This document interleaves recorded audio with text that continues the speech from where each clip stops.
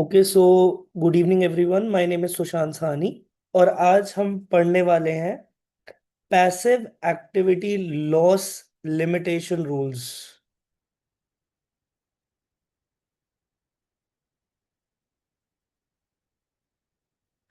क्या है ये और क्यों इम्पोर्टेंट है ये? देखिए, एक छोटी सी रिवीजन भी करवाता हूँ जो हम पहले पढ़ चुके हैं, ताकि आप इस रूल को बहुत इजीली समझ पाए। एक इंडिविजुअल या फिर एक पार्टनर या फिर कोई सोल प्रोप्राइटर है, तो अगर वो किसी भी तरीके से इनकम अर्न करता है ना, वो इनकम कुछ सोर्सेस से अर्न कर सकता है ना। जैसे कि active source of income. Active source of income मतलब आप वो इनकम जो कमाते हैं अपना काम करके, अपनी सैलरीज, अपने वेजेस, है ना। बेसिकली जो पैसा आप वर्क करके कमाते हैं, ठीक है, that is your active sources of income. And उनसे आई हुई इनकम को हम एक्टिव इनकम बुलाते हैं। तो सैलरी, वेजेस, ये सब एक्टिव इनकम्स है। अब अगर कोई व्यक्ति बिजनेस चला रहा है, वो पार्टनर है और उसको अपना प्रॉफिट शेयर मिल रहा है, वो भी उसकी एक्टिव इनकम है, अगर वो उस पार्टनरशिप में एक एक्टिव पार्टनर है, जस्ट एन इन्वेस्टर नहीं है, स्लीपिंग पार्टनर नहीं है। क्योंकि अगर वो जस्ट इन्वेस्टर होगा तो वो उस बिजनेस के day to day running, management और ऑपरेशंस में काम नहीं करता होगा, अगर वो एक जस्ट इन्वेस्टर है तो। बट अगर वो डे टू डे ऑपरेशंस में काम करता है और वो पार्टनर है और वो उस बिजनेस को चला रहा है, उसमें मैनेजमेंट रोल्स हैं उसके, तो वो एक एक्टिव पार्टनर कहलाया जाता है। और पार्टनर्स शेयर ऑफ इनकम, ये भी क्या मानी जाएगी? आपकी एक्टिव सोर्स ऑफ इनकम मानी जाएगी, अगर वो पार्टनर एक्टिव पार्टनर है। दूसरी सोर्स ऑफ इनकम क्या हो गई? Passive source of incomes. मतलब आपकी कुछ ऐसी इन्वेस्टमेंट जहां पे आप एक स्लीपिंग पार्टनर है, यानी कि आप सिर्फ एक इन्वेस्टर है उस पार्टनरशिप के अंदर, आप उसकी day to day management, day to day ops, इन सब में ज्यादा काम नहीं करते, तो उस पार्टनरशिप से आपका जो पार्टनर शेयर मिलता है, that is your passive income. And generally all rent, generally word use कर रहा हूं क्योंकि उसी के बारे में हमने पढ़ना है, generally all rental incomes are passive incomes. ठीक है। What is your fourth source of income? The fourth source of income can be your portfolio income.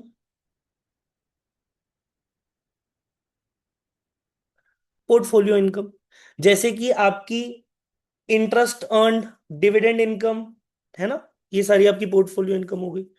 और कैसी आपकी सोर्सेज ऑफ इनकम हो सकती हैं? आपकी सोर्सेज ऑफ इनकम हो सकती है जैसे कि कैपिटल गेन्स, है ना। कैपिटल गेन्स भी तो हो सकते हैं आपको, आपने कोई पुरानी प्रॉपर्टी खरीदी थी सस्ते में, या फिर कुछ सालों पहले आपने गोल्ड खरीदा था सस्ते में, उसकी जब वैल्यू अप्रिशिएट हुई तो अपन ने बेच दिया, निकाल दिया गोल्ड को, हमारे पास जो गेन आया, जो हमारा sale price less adjusted basis of the asset या प्रॉपर्टी सोल्ड होता है, वो हमारा कैपिटल गेन हो जाएगा, राइट। तो अभी हमने जो ध्यान देना है वो ध्यान देना है एक्टिव और पैसिव पे, इन दोनों सोर्सेज ऑफ इनकम और इन दोनों इनकम्स पे। सो बेसिकली जब कोई बिजनेस है जिसके कारण, या फिर किसी व्यक्ति की एम्प्लॉयमेंट है जो उसकी बेसिकली क्या है, एक्टिव सोर्स ऑफ इनकम, तो गवर्नमेंट क्या कहती है कि अगर आप, मतलब लोग कैसे इंटरप्रेट करेंगे, गवर्नमेंट आपसे टैक्स लेगी ना, तो आपका अगर प्रॉफिट होता है, ठीक है, या फिर आप गेन कमाते हैं, तो उस केस में आप गवर्नमेंट को क्या देते हैं? You give government taxes. उसी प्रकार गवर्नमेंट ने कहा कि आप लॉसेस भी तो बियर कर सकते हैं, right. So government said, and people asked for it, कि अगर आप एक्टिव सोर्सेज से इनकम कमाते हैं, आप बेसिकली जब भी इनकम कमाते हैं आप उस पे गवर्नमेंट को टैक्सेस देते हैं। देते तो हम पैसिव इनकम पे भी टैक्स है, एक्टिव इनकम पे भी टैक्स है। तो इनकम पे हम गवर्नमेंट को टैक्सेस दे देते हैं। तो जब हमारे लॉसेस होते हैं, जैसे कि जब हमारे प्रॉफिट्स या गेन्स हुए थे, तो गवर्नमेंट को टैक्सेस के रूप में गवर्नमेंट को बेनिफिट हुआ था, मतलब मेरे बेनिफिट पे गवर्नमेंट का बेनिफिट। तो अगर मेरा नुकसान होता है तो उस गवर्नमेंट को मेरे नुकसान के बारे में भी सोचना चाहिए, है ना। तो इस लॉसेस को गवर्नमेंट ने क्या बोला कि आप क्या कर सकते हो, आप इन लॉसेस को फ्यूचर ईयर्स में या फिर प्रीवियस ईयर में अपने बिजनेस लॉसेस को एडजस्ट कर सकते हो अपनी इनकम्स के against. For example, year 1, 2, 3, 4, year 1 में प्रॉफिट हुआ, आपने टैक्स दिया। ईयर 3 में प्रॉफिट हुआ, आपने टैक्स दिया। ईयर 3 में आपका $30,000 का अगर लॉस हो गया है, तो आपने $30,000 का पे कोई टैक्स नहीं दिया, आपका तो लॉस है। गवर्नमेंट ने बोला अगर आप नेक्स्ट ईयर कमा लेते हो सपोजिंगली $100,000, $100,000 के अगेंस्ट इस 30K को एडजस्ट कर देना और मुझे टैक्स सिर्फ $70,000 पे दे देना। तो बेसिकली गवर्नमेंट ने आपको एक लॉस का बेनिफिट दिया ना, as a deduction in the next year, right. तो गवर्नमेंट ने बोला कि अगर आप किसी बिजनेसेस में एक्टिवली पार्टिसिपेट करते हो, किसी तरीके से आपकी सोर्स ऑफ इनकम एक्टिव है, तो हम आपके गेन्स पे टैक्सेस लेंगे और आपको लॉसेस भी एडजस्ट करने के लिए अलाउ करेंगे, ताकि आपके लॉसेस का भी पोर्शन हम बियर करें, जैसे हम आपके प्रॉफिट्स का बेनिफिट लेते हैं। बट गवर्नमेंट ने बोला कि कोई इंडिविजुअल है सपोजिंगली, उसके पास एक्टिव सोर्स ऑफ इनकम तो सिर्फ एक है, लेकिन ये बंदा बहुत, उसके पास कई सारी हॉबीज हैं, इसको शौक है कुछ चीजों करने का, ठीक है, इसको इन्वेस्टमेंट्स का शौक है। तो इसने एक एक्टिव सोर्स ऑफ इनकम से जो ये पैसे कमाता है, सपोज ये $100,000 कमाता है, तो इसने क्या किया, 4 जगह इन्वेस्टमेंट्स कर दी और एक जगह रेंटल इनकम आ रही है। तो ये पैसिव सोर्स ऑफ इनकम 1 हुई, पैसिव सोर्स ऑफ इनकम 2 हुई, पैसिव सोर्स ऑफ इनकम 3 हुई, पैसिव सोर्स ऑफ इनकम 4 हुई। गवर्नमेंट कहती है अगर आपको यहां पे भी 50,000 का लॉस हो गया, यहाँ पे भी 50,000 का लॉस हो गया, यहाँ पे 10,000 का लॉस हो गया, यहाँ पे 5,000 का अगर आपको लॉस हो गया, तो आप तो अपनी सारी एक्टिव इनकम इन लॉसेस के अगेंस्ट एडजस्ट कर दोगे और हमें तो गवर्नमेंट को कोई टैक्स ही नहीं मिलेगा, राइट। सही कह रहा हूं।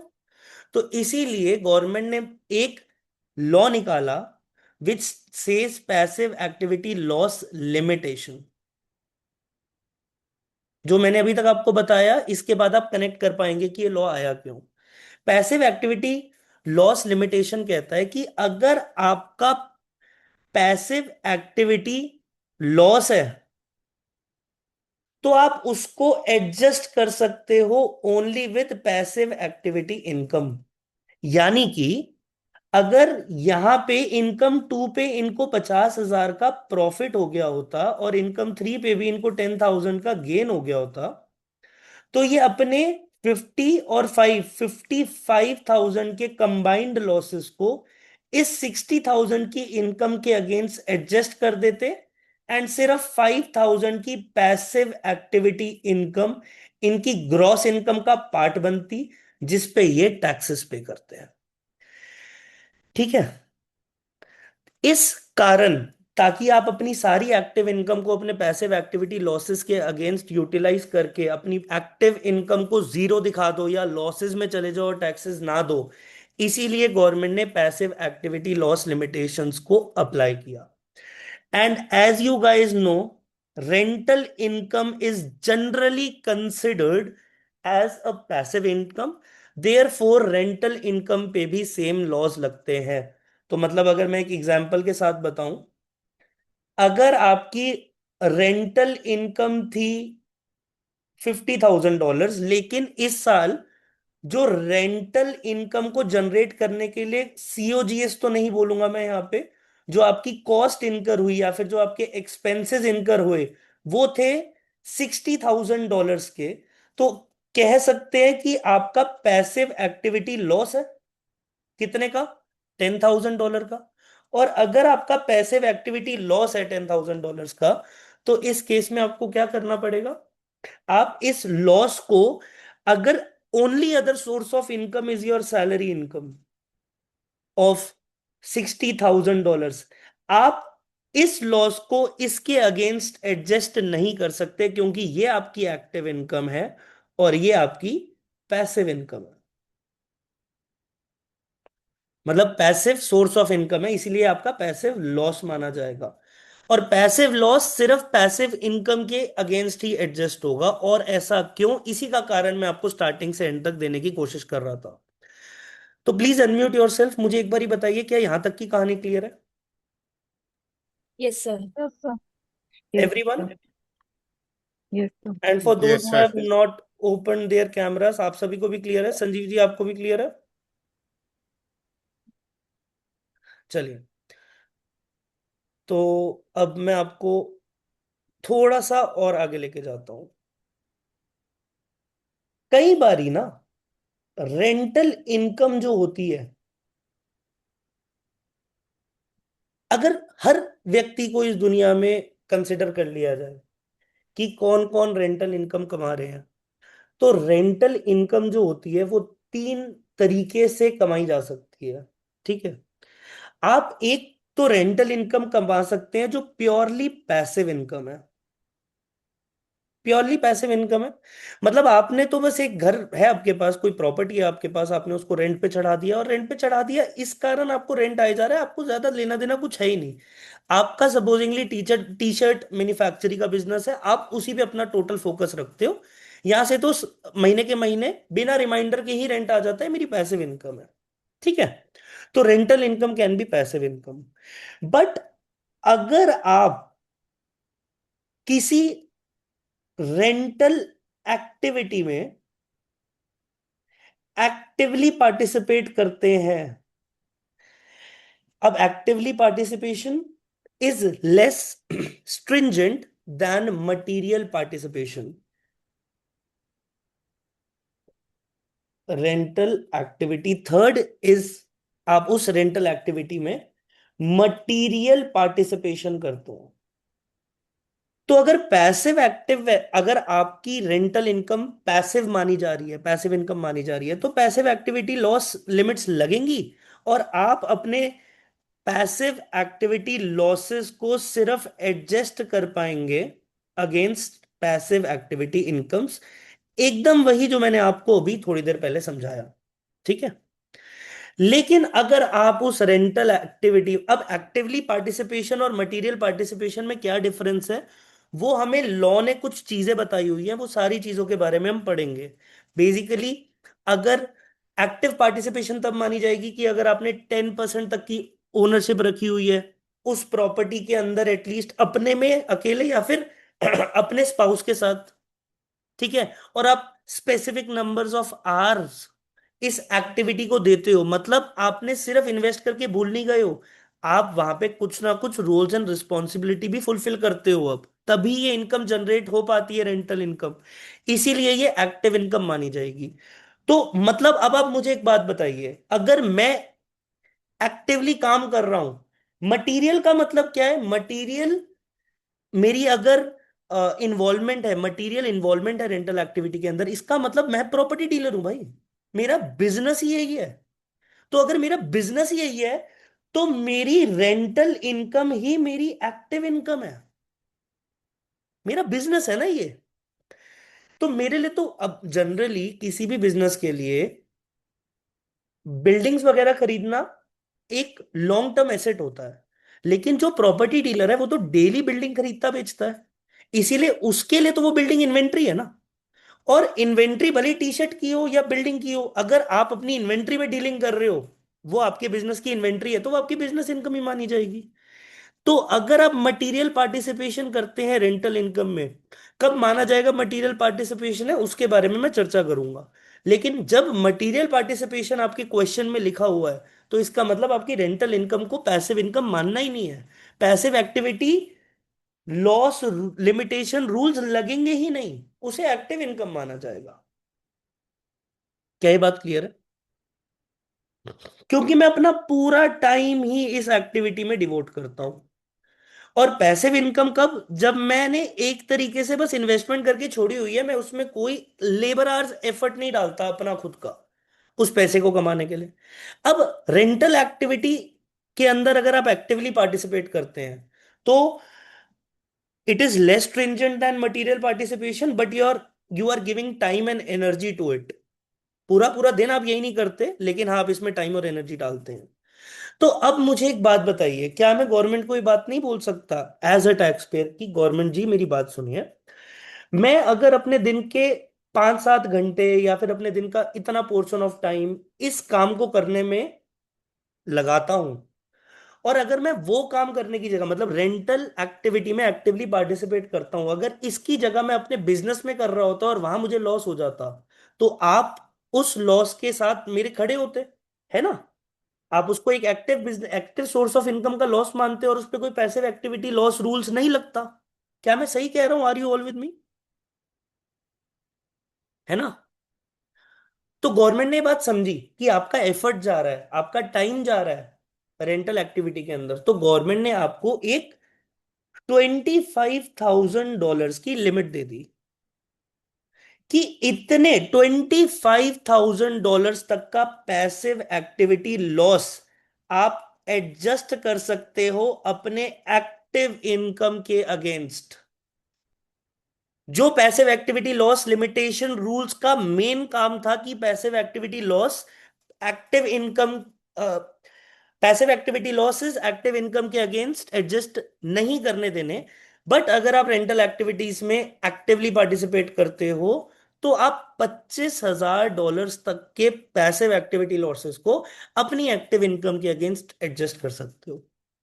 क्या ये बात समझ में आई? ठीक है। बट इसमें भी एक कैच है,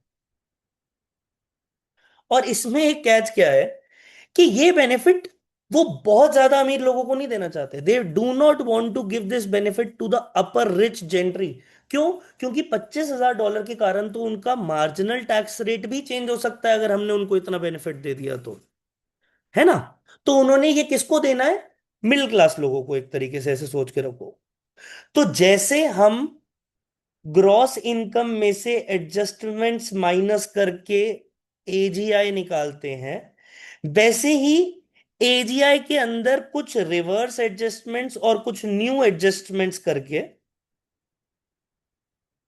हम निकालते हैं मॉडिफाइड एजीआई। मॉडिफाइड एजीआई जिसको कहते हैं मैगी। मैगी।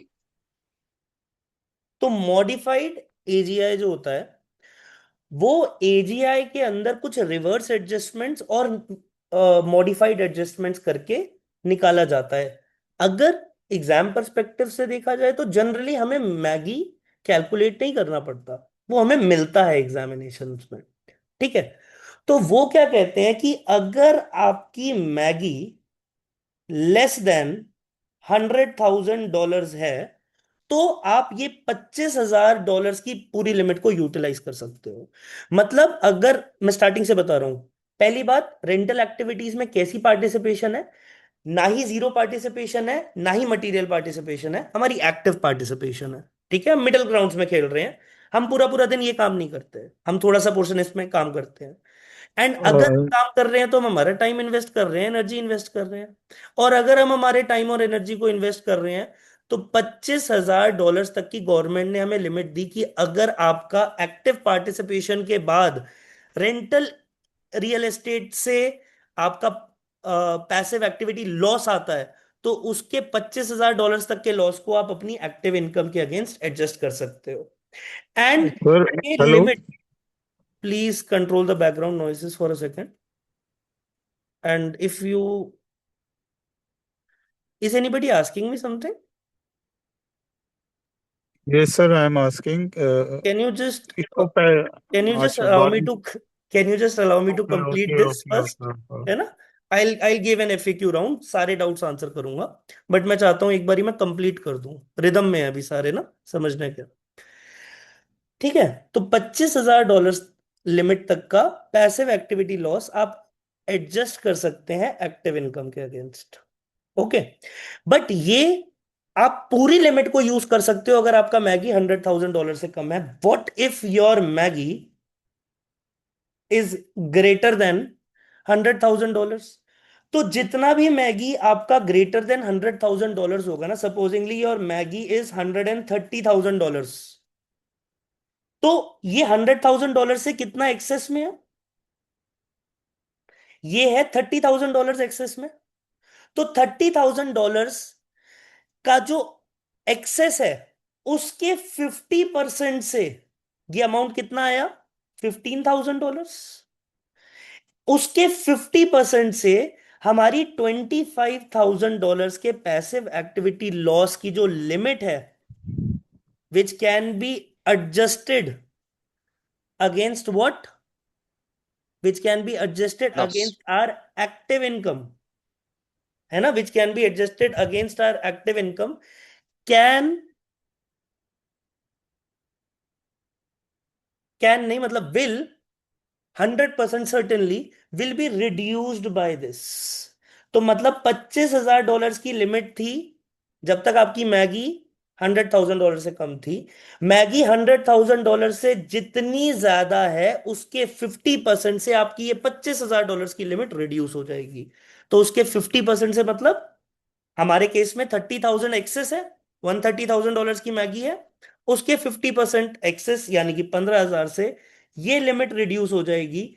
इसीलिए सिर्फ 10,000 का पैसिव एक्टिविटी लॉस ही आप अपने एक्टिव इनकम के अगेंस्ट एडजस्ट करवा पाएंगे। ठीक है। एक और चीज बताना चाहूंगा, इसे फेज आउट रेंज कहते हैं। क्यों? क्योंकि एक पॉइंट पे आपकी मैगी $100,000 से इतनी ज्यादा हो जाएगी कि उसका 50% $25,000 से ज्यादा होगा। तो मतलब आपको जब ज्यादा कमाने लगोगे तो आपको ये लिमिट ही नहीं मिलेगी। For example, if your Maggi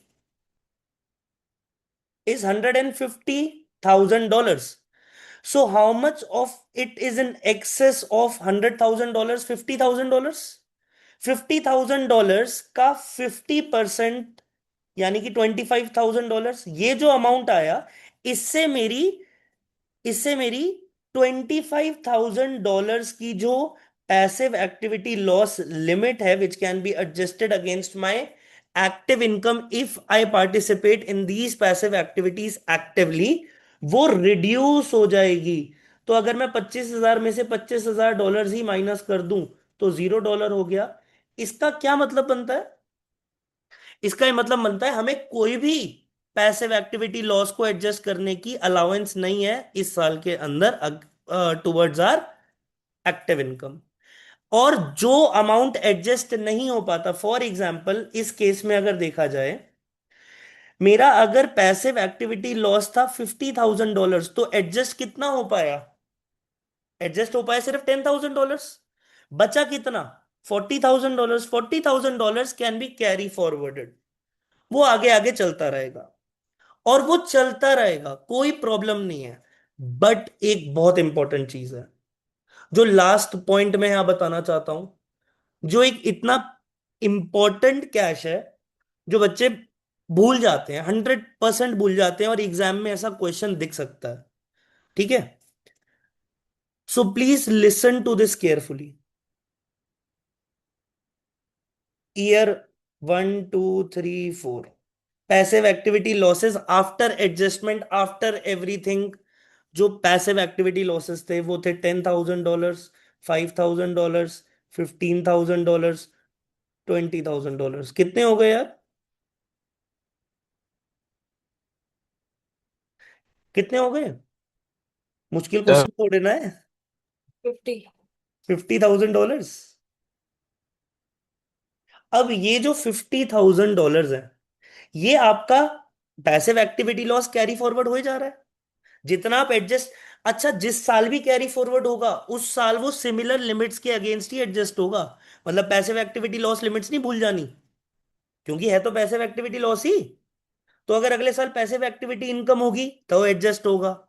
या फिर अगर आप एक्टिवली पार्टिसिपेट कर रहे हो तो हर साल $25,000 तक का हो सकता है, मैगी लिमिट्स को कंसिडर करके। अगर आप मटीरियली पार्टिसिपेट कर रहे हो तो आपका पैसिव एक्टिविटी लॉस ही नहीं है, ये तो आपका एक्टिव लॉस है, एक्टिव बिजनेस लॉस है फिर। बताइए क्या यहां तक की बात क्लियर है? अब आप लोगों ने रियलाइज करा कि अबे यार ये कैसी पैसिव एक्टिविटी है। ईयर 1 में लॉस, ईयर 2 में लॉस, ईयर 3 में लॉस, ईयर 4 में लॉस, ईयर 5 में इसको करो बंद। Let's end this. तो जिस साल आपने अपनी पैसिव एक्टिविटी को डिसकंटिन्यू किया या फिर सस्पेंड किया, उस साल में आप अपने सारे पुराने एक्यूमुलेटेड पैसिव एक्टिविटी लॉसेस को विदाउट एनी लिमिट इस साल, जिस साल आपने एंड करा है उस साल के एक्टिव इनकम्स के अगेंस्ट एडजस्ट कर सकते हो बिना टेंशन के, क्योंकि अब धंधा ही बंद हो रहा है।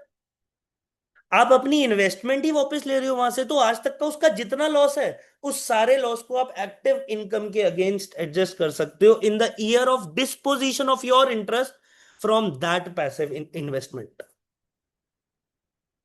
Is it clear? Are you all sure about it? है ना? सो ये मुझे आपको आज समझाना था before I go to your text and मैं आपको एक्सप्लेन करूं और चीजें। मैं क्विक रिवीजन करवाना चाहता हूं। पहली चीज, रेंटल इनकम के बारे में। रेंटल इनकम कैसी हो सकती है, कैसे अर्न की जा सकती है? पैसिवली अर्न करी जाएगी तो पैसिव इनकम, या फिर हो सकती है वो एक्टिव इनकम नहीं बोलेंगे इसको हम। एक्टिव इनकम वो होगी जब हम मटीरियली पार्टिसिपेट करते हैं, क्योंकि एक्टिव इनकम, एक्टिव लॉसेस, वो हमारा मेन वर्क हो गया। लेकिन अगर हम इसके अंदर मटीरियली नहीं बट एक्टिवली पार्टिसिपेट करते हैं, which is less stringent than materially, तो क्या होगा? वो हमारे लिए पैसिव इनकम ही रहेगी, बट इसके अंदर आपको 25,000 वाली लिमिट का ध्यान रखना है। ठीक है? इस केस में पैसिव एक्टिविटी लॉस लगेगा, इस केस में भी passive activity loss limitation rules लगेंगे, लेकिन एक्सेप्शन रहेगा $25,000 का, which can be adjusted against your active income subject to MAGI modified AGI phase out range of $100,000, क्योंकि उसके बाद आपकी लिमिट कम होती रहेगी, और $150,000 जहां पे वो लिमिट आपकी जीरो हो जाएगी। तो ये मैगी फेज आउट रेंज है for your exemption deduction of $25,000। और अगर मटीरियली कमा रहे हो तो आपकी एक्टिव इनकम है, बिजनेस लॉस की तरह ट्रीट करो जैसे आप एक्टिवली करते हो। ठीक है ना? क्लियर है बात? एंड दूसरी चीज जो मोस्ट इंपॉर्टेंट है वो ये है कि जिस साल में आप डिस्पोजिशन करते हो या सस्पेंड करते हो अपना इंटरेस्ट, डिसॉल्व करते हो, पैसिव एक्टिविटी को ही खत्म करते हो, उस टाइम पे आपके जितने एक्यूमुलेटेड पैसिव एक्टिविटी लॉसेस हैं, आप बिना चिंता के उसको एडजस्ट कर सकते हो अपने एक्टिव इनकम्स के अगेंस्ट, क्योंकि हमने तब हमारा इंटरेस्ट ही खत्म कर दिया इस ऑर्गेनाइजेशन में से, या इस जो हमारा सिस्टम था पैसिव इनकम को जनरेट करना था उसमें से। सो प्लीज एक बारी just let me know in the what in the chat box, एक बारी अनम्यूट करके मुझे बताओ क्या यहां तक की कहानी क्लियर है? उसके बाद I will take your doubts if